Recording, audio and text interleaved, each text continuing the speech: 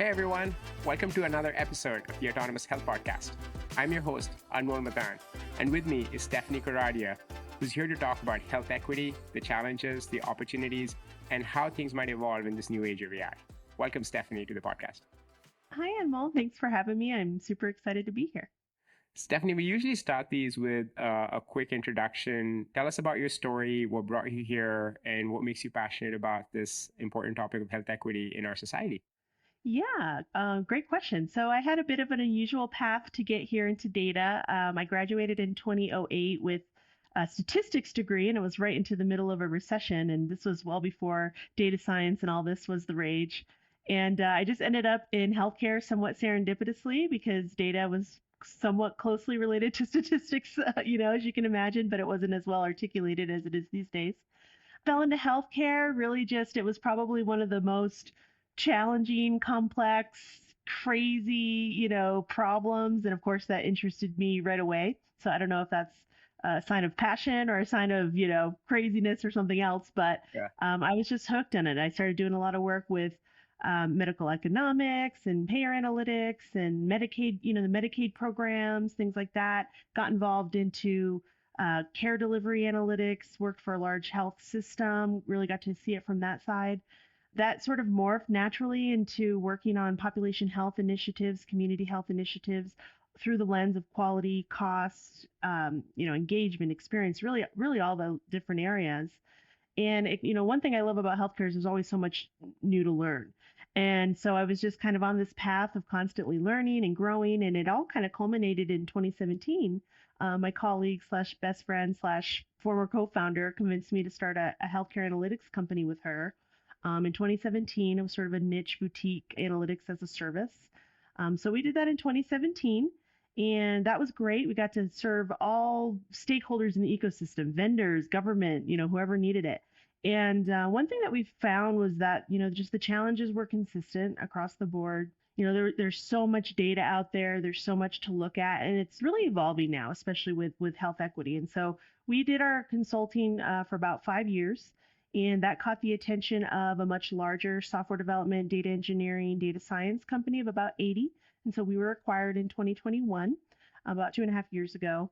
And that's where I picked up a lot on, just the power of bringing together, all of this different data that's out there, keeping up with all the different data that's out there right now. And of course, applying the supercharge of AI and data science and all of that stuff on top of it. I really got to dabble a lot more in social determinants of health and external data sets, which I'm sure we'll talk about there.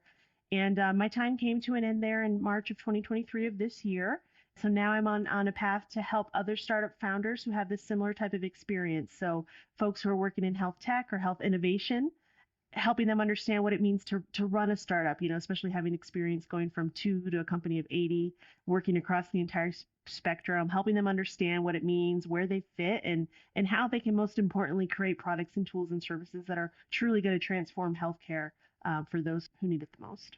Very interesting. That's a great background, Stephanie. It sounds like you've had, if I'm distilling that experience, a ton of experience on understanding and using healthcare data and many of the use cases that, we sort of expect every day. And then also part of it is the data entrepreneur journey, building products, building companies, that actually leverage that data, especially and put it to work in real world use cases. Absolutely. It's a really interesting background. And so, Stephanie, let's, we're going to talk about health equity today because I know that's a current passion of yours and you've been doing a lot of thinking and writing in that area. But maybe let's start at the highest level is what's the current state of health inequity in our healthcare system in the US today? We can certainly kind of look at like the current data, the stats, the numbers, but it might actually be really helpful to ground people on the current state because I'm not sure everybody that's listening to this podcast understands the range of health inequity that might exist and the pockets where it exists. And I think that would be a great place to start.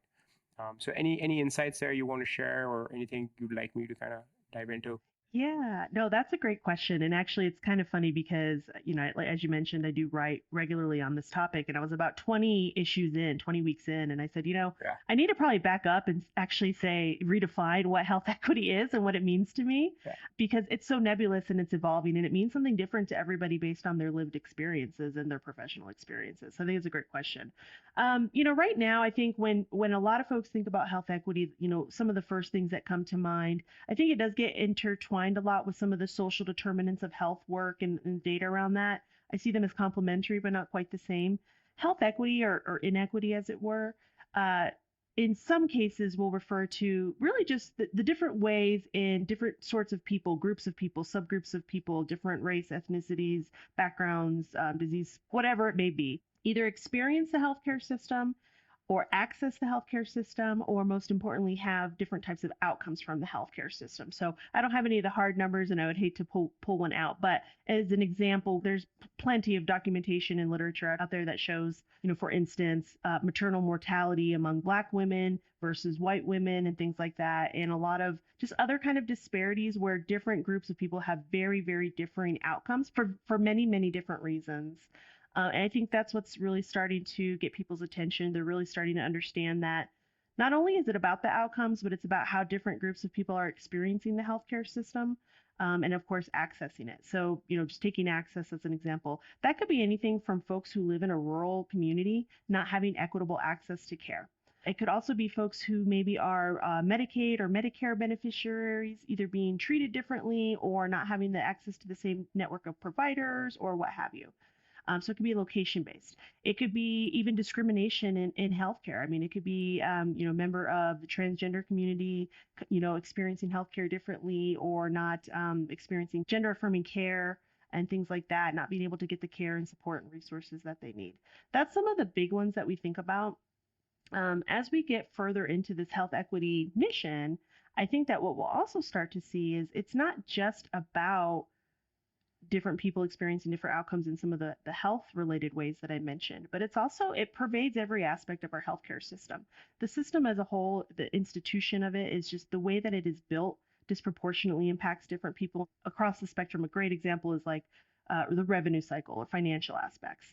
Again, literature and numbers out there show that the folks who are suffering the burden of medical debt tend to be also, folks who tend to have lower credit scores for, reasons of institutionalized racism and all kinds of things like that. And so really it's yes, healthcare outcomes, that's a biggie. That's what we really need to focus on now. I think as we start to peel that onion, we'll start to realize that it's far more than that. It's ingrained in every Yeah. aspect of the healthcare system. In some ways, we don't even know or realize just due to our own implicit biases and the way that we have always done things and talk about things. So. Yeah, no, that's a great framing, Stephanie. And I'll point to listeners too. So there's a really good article by the Kaiser Foundation, I think from earlier this year, that talks about the current state and has some really interesting metrics.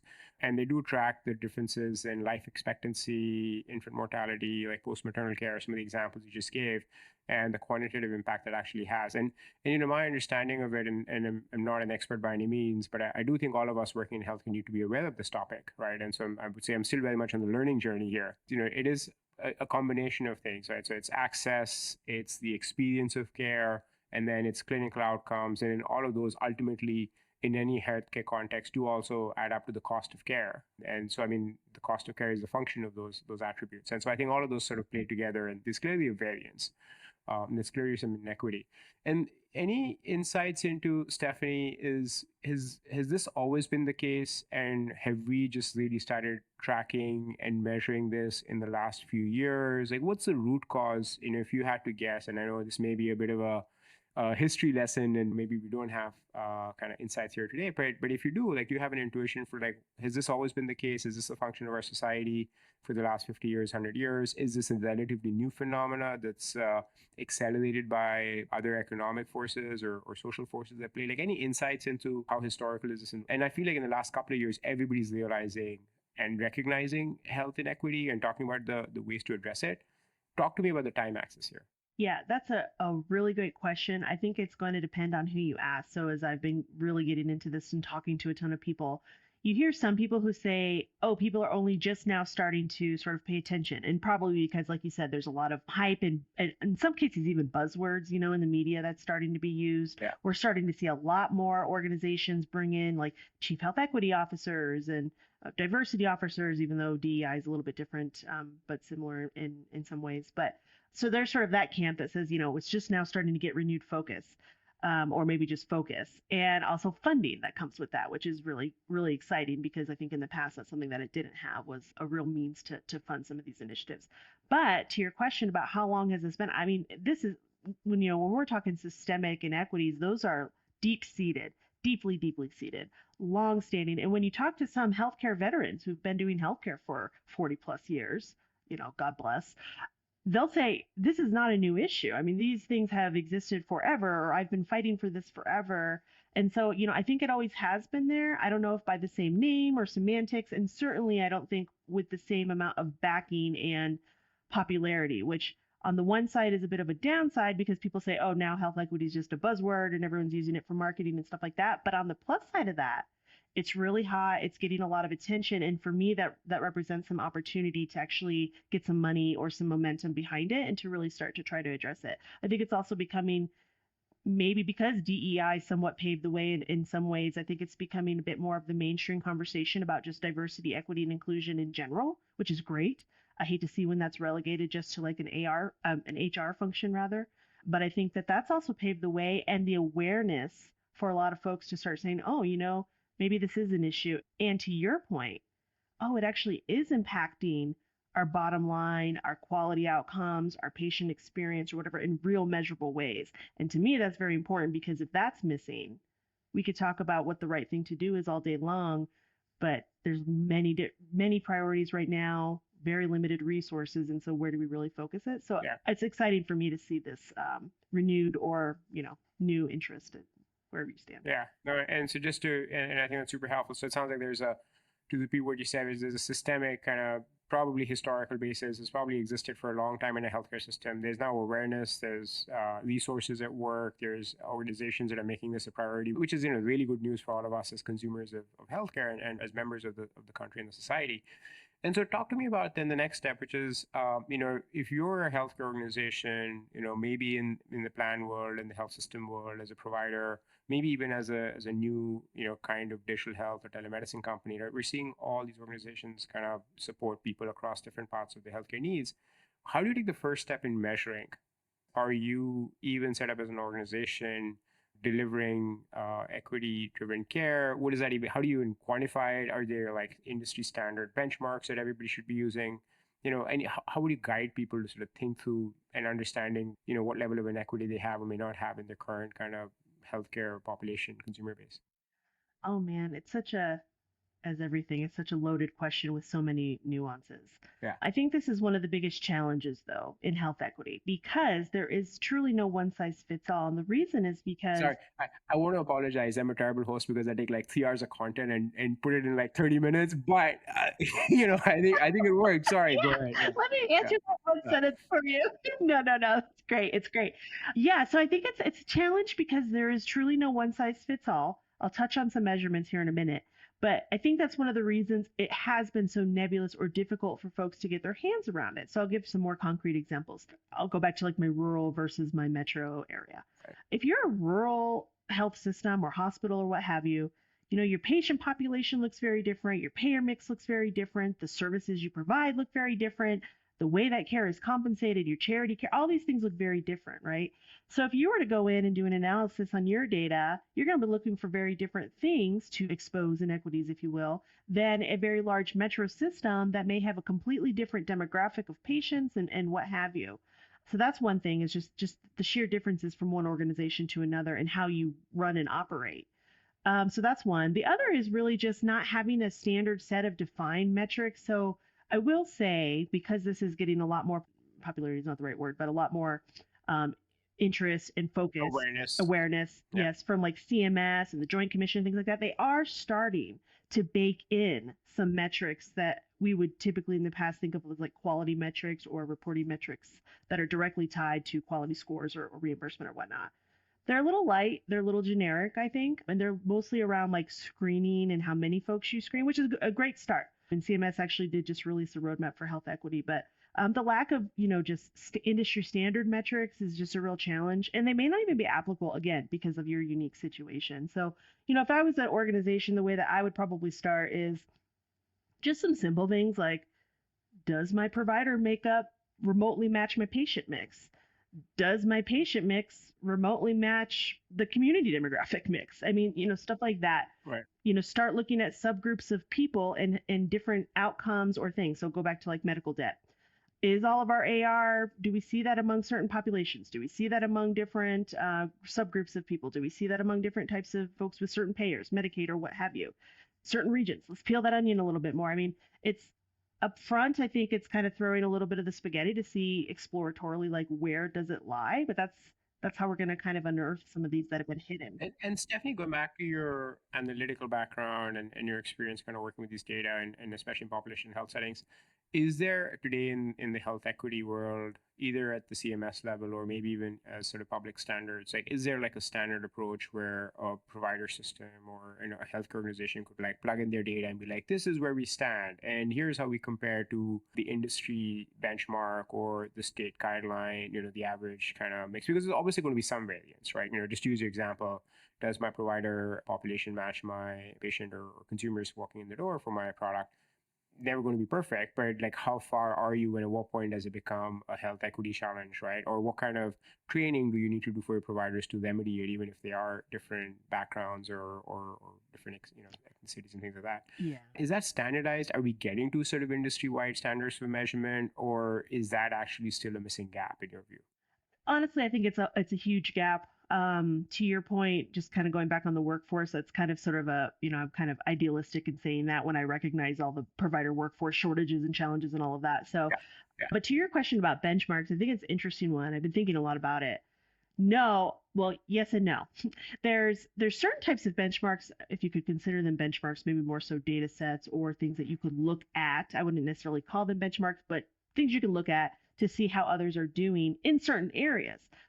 Right now, you can find a lot about quality on either health plans or providers based on regulatory reporting quality metrics. There are some proprietary data sets that are like claims based, say, if you're a health plan, that you can purchase and get benchmarks or at least industry averages about cost per condition and lengths of stay and things like that, provider performance. So there's some performance type things.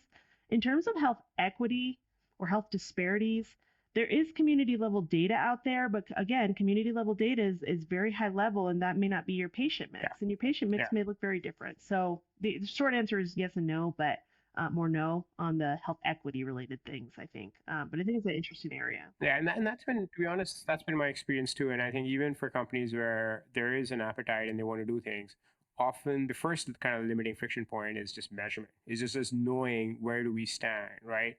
And in order to really act and improve on, which I actually genuinely believe, like every organization I've spoken to that's going out and investing in health equity or hiring a chief health equity officer, like they're committed to doing it. It's just a question of there's a lot of friction, there's a lot of steps before you can actually do it because of the nature and the complexity of healthcare data. So I think measurement continues to be a challenge. And I hope at some point there's maybe it's a CMS standard or an open source standard or something that comes up and says, here's a little test you can run, and you just, run your data through this and we'll tell you where you stand, right? And do you have things you could do to work on it? So that's part one. Mm-hmm. And then part two is building experiences, products, services, clinical care models that actually counter and improve the kind of inequity that might exist in the system, right? So that's the second part, is when you start taking action as a healthcare organization.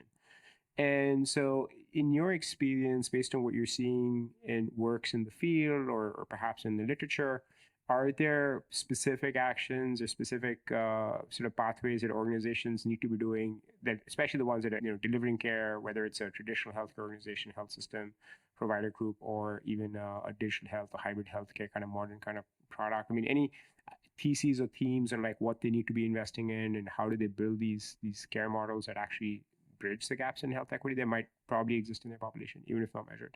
Yeah, another really hard not softball, another hardball. Yeah. Sorry. This Yes, is yeah. that's great. It's great. You get your money's If worth in I the 27 minutes of the podcast episode. Yeah. exactly, yeah, Yeah. Yeah. I better I should have rehearsed. Yeah. No, but yeah, so I think what I would probably say is a lot of folks are still on the struggling on the like the data side as like a step one is like what is this data, where does it come from, what you know. Yeah. Two, what's really the goal? I think that's very nebulous because health equity could be so many things. So what I'd probably recommend is number one, if you don't have a strategy, like that's where to start. And by strategy, I mean, yes, we all want to improve health equity, do the right thing or whatever, culturally competent care and all this stuff. But for me, it's more like what levers or what needles are we trying to move? What levers can we pull to do that? How are we going to measure it? Like, how does it align with our strategic initiative? So, for instance, if we say, um, yeah, we want to provide, food, pharmacy to the community. That's great, much needed, especially these rural providers that play a much larger role in their communities in terms of a support system. But that's very difficult to measure. That's very difficult to say, okay, we handed out all this food, Yeah. and what impact did it have? So I just think like aligning some of those initiatives to like what are we really trying to accomplish with it, and that's still a very great initiative. I mean, there may be certain things we want to reach, 50% of the population, or I don't know what it is, but like it has to align to your strategic initiative. So first is just kind of understanding is what are you trying to do and why, and then like how will you measure it? To your point, there may not be a standard way to measure it, but you could yourself say, okay, we'll know this program was successful and we'll continue to invest in it if X, Y, and Z. What's the X, Y, and Z? That's the first thing. The second kind of easy, if you will, thing from that is as you are launching new initiatives, I see this time and time again. It may even be a data driven initiative. You may have found some opportunity or some area and you say, okay, we're going to launch a food bank. Yeah. Well, a lot of times what we find is we'll launch these initiatives as sort of like an ivory tower kind of a situation where we're like, we think this is going to be great. We're going to go launch this food bank or whatever. And then like, nobody shows up. And like they say, oh, and then when they finally start talking to the community, they're like, that's not what we needed, or we can't access it because of the time or whatever. So the second kind of easy low hanging fruit there is like involving community members or patients, like the people who this is trying to serve, involve them in the planning process, involve them in the research, like make sure it's something that's going to get some legs and meet them where they're at, because a lot of times I think we design it in a silo of our healthcare system or ivory tower, if you will. And then we are kind of a bit perplexed as to why it, one, didn't move any needles when we didn't know what needle we were trying to move, and then two, it didn't get as much engagement or success as we thought. Yeah. We see this a lot with like apps and stuff like that. We're like, oh, we're going to launch this really cool app, and then no one uses it, and we're trying to get to like rural, residents or something. So those are probably two easy ones. Yeah. Just to kind of reinforce that, the way I've approached this problem in other settings is you come back and say, okay, great. It comes down to the metrics, right? It comes down to, let's just use the three that you mentioned early on: access, the quality of care or clinical outcomes, and then the total cost of care, right? And so like maybe before a company starts investing in their health equity efforts, they've got, there's some amount of variance, there's kind of distribution of those pockets. And, part of what the product managers or the care experience folks inside the organization are doing is they're figuring out and saying, hey, what's happening with the best areas where we deliver the best outcomes or the best care or have the best engagement, and what's not happening in the other pockets, right? And so I'm making up an example. Maybe an organization finds out that, the way they're structured and the way their provider group is structured, they don't do very well with, certain populations, right? I'm making this up. Maybe they don't work very well with Hispanic populations. They see poor healthcare outcomes, or there may be pockets of their member base, of their consumer base. So I think the first step is you instrument that, and then you run every health equity initiative internally through that filter and say, hey, quantitatively, do we have a good hypothesis why this would move the needle or not, right? And do we think like training our staff to be more culturally sensitive or understanding the nuances or supporting additional language options, is that going to help us be deliver not just better access, but ultimately translate that into better clinical outcomes and better cost of care in a world that's rapidly moving towards value-based care, if you think of like the general trend in healthcare, right? Absolutely. So I think that becomes in the second piece. And I think the place where I see organizations fail is they get excited about the like individual sort of anecdotes of something. And they're like, great, we're going to do this and so on. But like they miss the quantification of that process, the measurement, which in healthcare, by the way, again, has to be very nuanced. Right, we're talking about most of these things. We're talking about significant behavior change.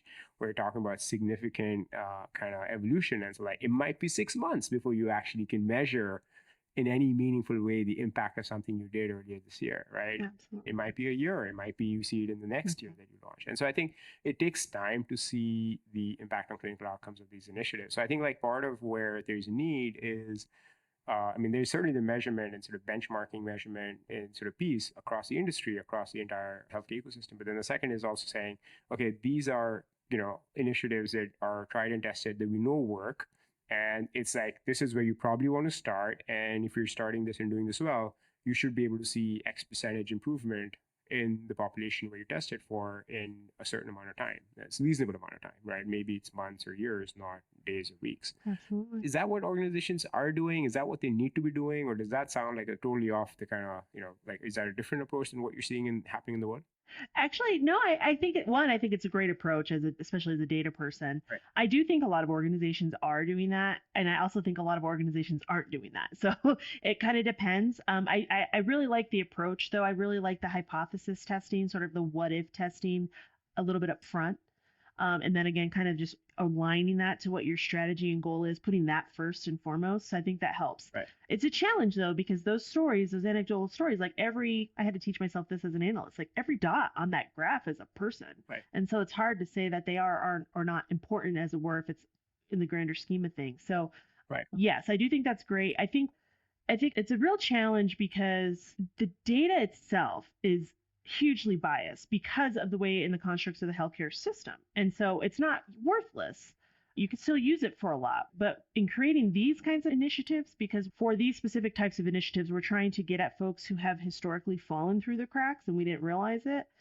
A lot of times those folks aren't in our data. I'll just give a very simple example: claims data. I'm a huge claims data fangirl. I believe in the value. Claims data is only people who've had utilization, who've gone to the health system Right. and hopefully, done it as much as they need to, followed up on their appointments, saw their specialists on a regular interval. I don't even know how many that even represents. That even done that. It doesn't include all those folks who can't visit, who went once and then didn't follow up and all these things. And those are the ones that are going to fall through the cracks. And a lot of times I think if you start peeling the onion, those are going to be the ones that have some of these factors working against them for whatever reason. And so one thing I always say, this is probably another easy low hanging fruit, is as you're doing an analysis, yes, absolutely do what you're saying. Where do we look? What do we do? How do we measure it? But then sit back and think, okay, well, wait a minute. Who does this data set not include? Is this going to get at the people that we're trying to get at? Who might fall out of this? Or if we launch a certain initiative, who's not going to be able to capitalize on that for whatever reason? Start thinking about what's not in the box versus what is.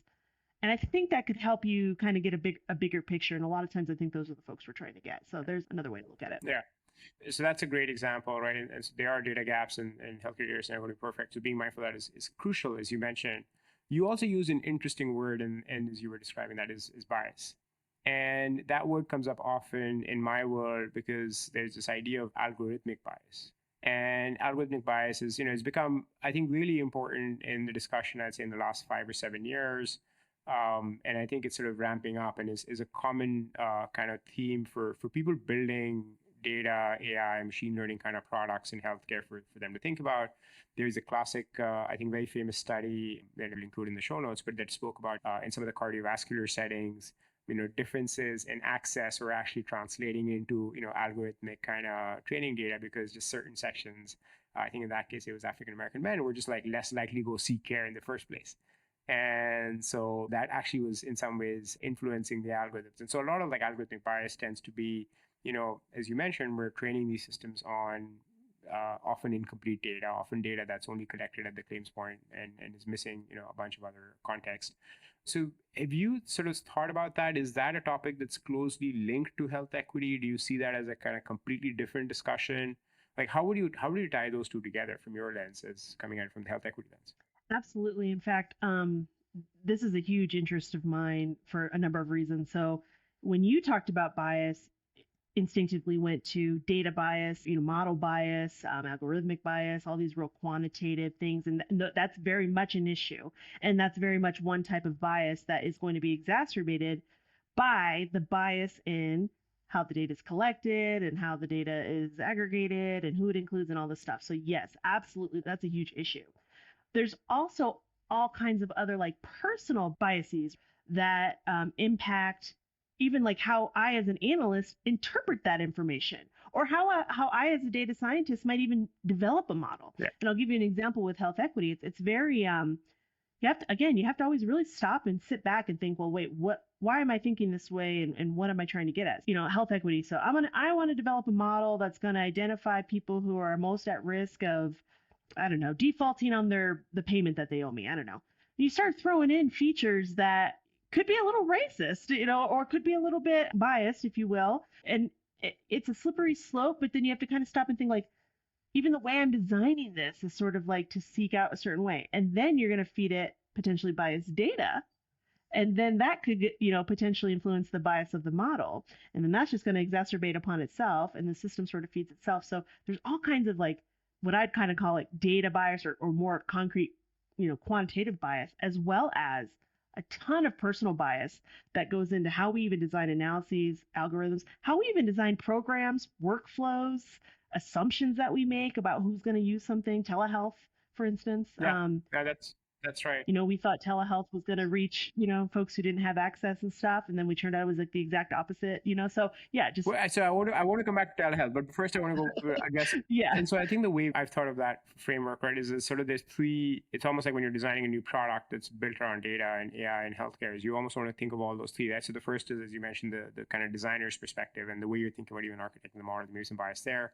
The second is training data that you're used to. And then the third is, the actual model itself may be, trained in a certain way that, exacerbates the bias issue here, right? Or has implicit things it's capturing that you're not aware of. And so I think for the most part, in the real world examples that we've seen till date, and I think this is probably going to change in the next few years as the generative AI stuff just takes off, the middle box tends to be the trickiest one, right? Usually people have good intent and they try to be thoughtful. I mean, sometimes mistakes creep in. Absolutely. Usually the models are just basically like they'll capture what the data says, right? And so sometimes you kind of use it incorrectly, but it's usually the training data. When I look at like the footprint, if I had to guess, more than majority, it's a training data issue than one of the other two issues. But I agree with you. Those three ladder up, and they can essentially compound each other in the training process for algorithmic bias, right? So that's totally valid.